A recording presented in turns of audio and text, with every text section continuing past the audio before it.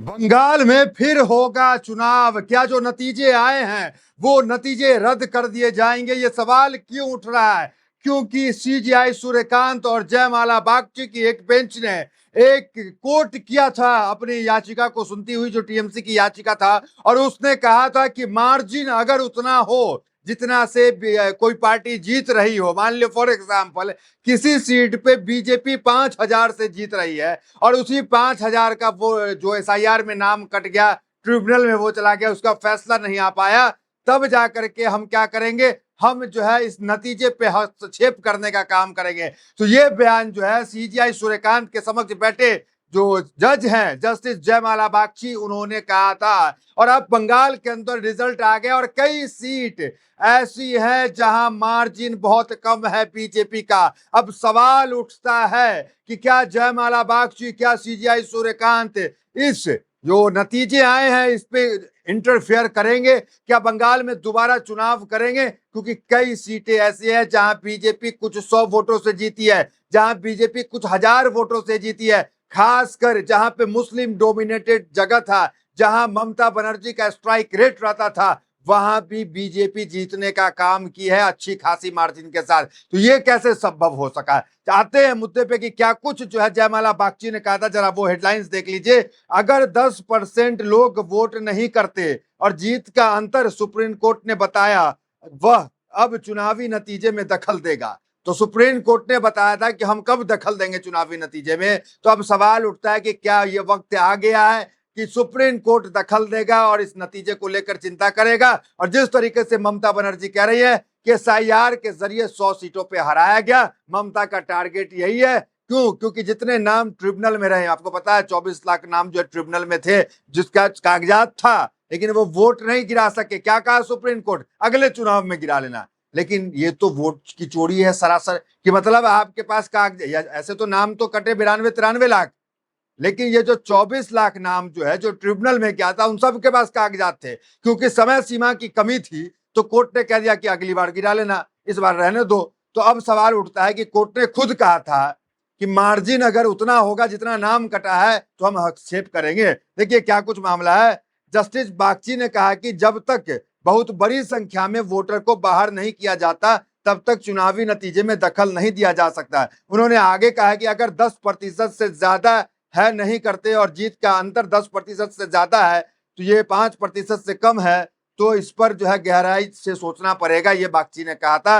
और ये भी कहा था, बागची ने क्या कहा था जरा वो देख लीजिए, हम आपको पढ़ के बताते हैं। एक आदमी ने ट्वीट भी किया। माननीय सर्वोच्च न्यायालय ने हटाए गए वोटों को बहाल करने की याचिका पर सुनवाई करते हुए कहा, यदि कुल जीत का अंतर हटाए और न्यायाधिकरण के समक्ष लंबित मतदाताओं की संख्या से कम है तो पुनः चुनाव का निर्देश दिया जाएगा।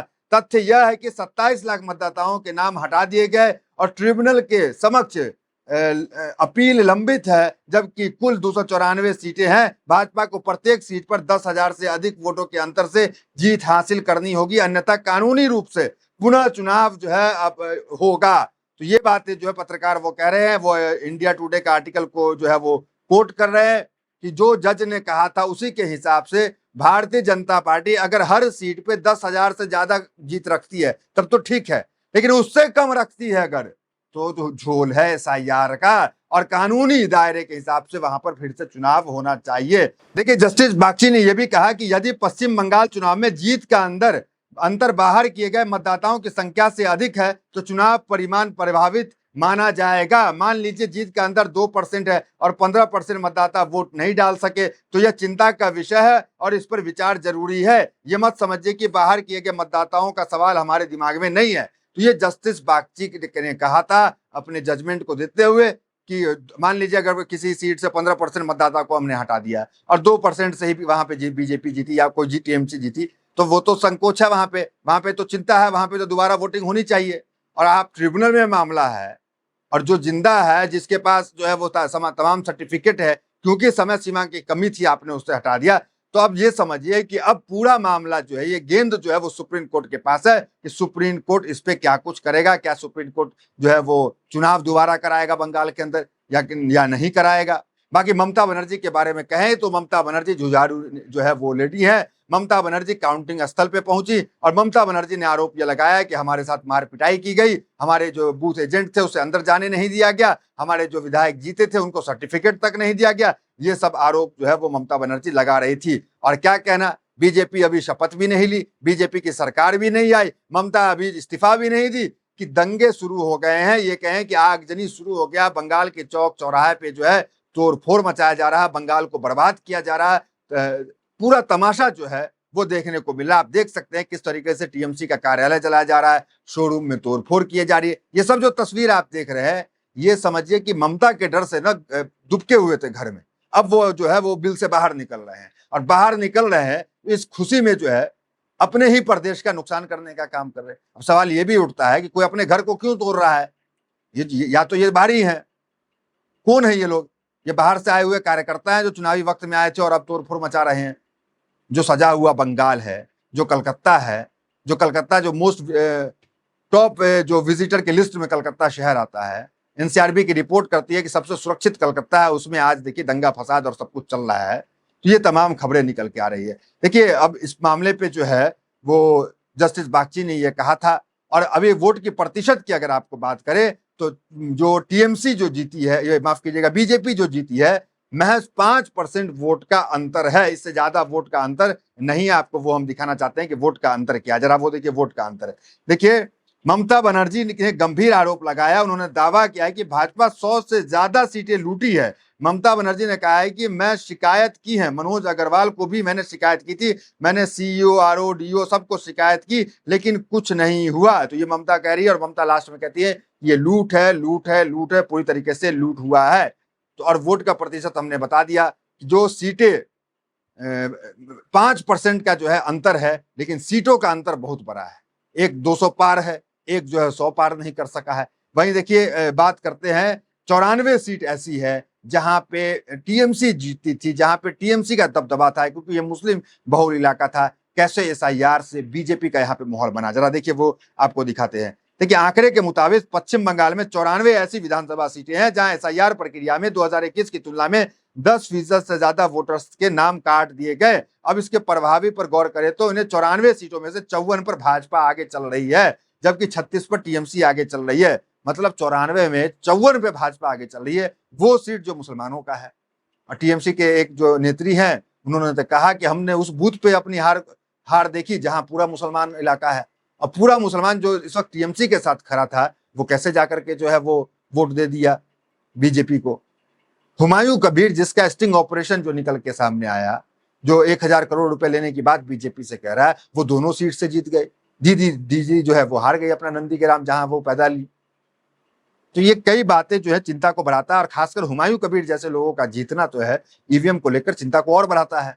और ईवीएम के बारे में क्या कहना है, देश के दुनिया के सबसे बड़े टेक्नोक्रेट चाहे वो एलन मस्क हो, चाहे वो ट्रंप हो, किसी को भरोसा नहीं है। नीदरलैंड को, जर्मनी को, जापान को, सबने ईवीएम को असंवैधानिक करार दिया, लेकिन हमारे चुनाव आयोग ज्ञानेश कुमार को जो है ईवीएम भारत का जो है सबसे सुरक्षित लगता है। अब सवाल उठता है कि क्या इस पे जो है दोबारा बंगाल के अंदर चुनाव होगा या नहीं होगा।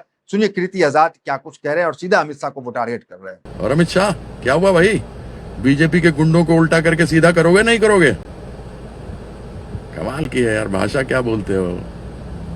हम तो पहले अमित शाह जी ही बोला करते थे, पार्लियामेंट में साला 2-2 बार बोल दिया। बताओ ये तो तुम्हारी जबान है, तुम के बारे में क्या कहा जाए। और बुरा मानने वाली बात नहीं है, जो आदमी तड़ी पार है वो तो तड़ी पार है। जो जिला बदर होता है, तुम तो जिला बदर नहीं, तुम तो प्रदेश बदर थे। गुजरात से ही तुमको निकाल दिया गया था। अब मेरे को बोलेगा लोग वर्ल्ड कप चैंपियन है, तो बोलेगा ही वर्ल्ड कप चैंपियन है, क्योंकि मैं वर्ल्ड कप चैंपियन हूं।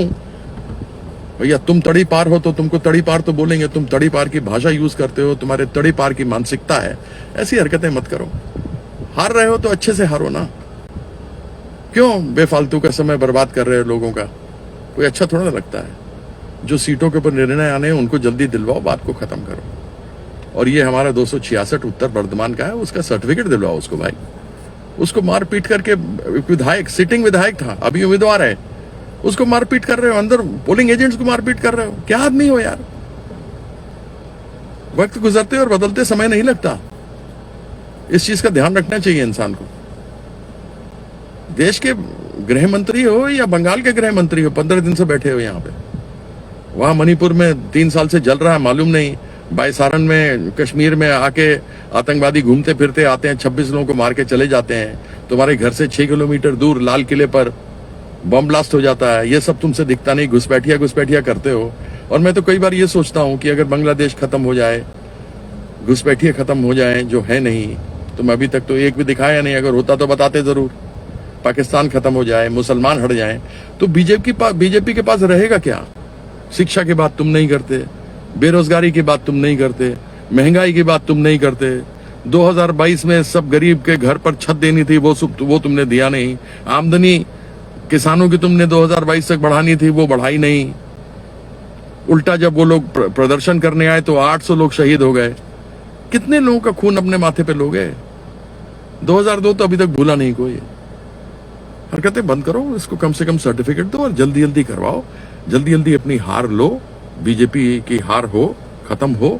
एक ट्वीट देखिए, जरा नजर डालिए। 27 लाख वोट जो है एसआईआर में डिलीट किए गए, हालांकि 94 लाख किए गए, लेकिन अभी जो मामलात हुए, आपको जो जज जो उसकी सुनवाई कर रहे हैं, उसमें 27 लाख वोट अभी है, 6 लाख वोट ऐड किए गए, और बीजेपी का जो मार्जिन है जीत का वो 33 लाख है। इस तरह के जो है अलग अलग विश्लेषण कर रहे हैं कि भाई इतना करोड़ 1.3 करोड़ वोट जो है बीजेपी को मिला, 1.26 करोड़ जो है तृणमूल को मिला।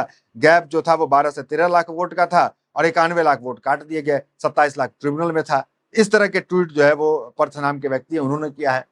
मतलब सब यही चिंता जाहिर कर रहे हैं कि जो एसआईआर में नाम कटा उतना ही सही बीजेपी जीत रही है। अब क्योंकि बागची ने ये कहा था कि भाई जो है ये तो चुनाव प्रभावित है, अब सवाल उठता है कि क्या वो दोबारा चुनाव कराएंगे। फिलहाल इस वीडियो में इतना ही, मिलते हैं वीडियो तो बहुत बहुत धन्यवाद।